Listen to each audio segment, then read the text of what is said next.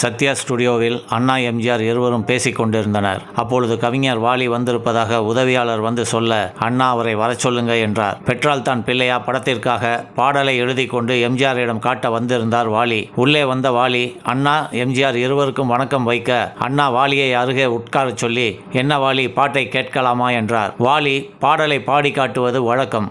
எம்ஜிஆர் பாடி காட்டச் சொன்னார். வாலி சர்க்கரை கட்டி பாப்பாத்தி, என் மனசை வச்சுக்க காப்பாத்தி என்று பாடி காட்டினார். அண்ணா குறுக்கிட்டு பல்லவியை இன்னொரு முறை பாடி காட்டச் சொன்னார். வாலி மீண்டும் பாடி காட்டினார்.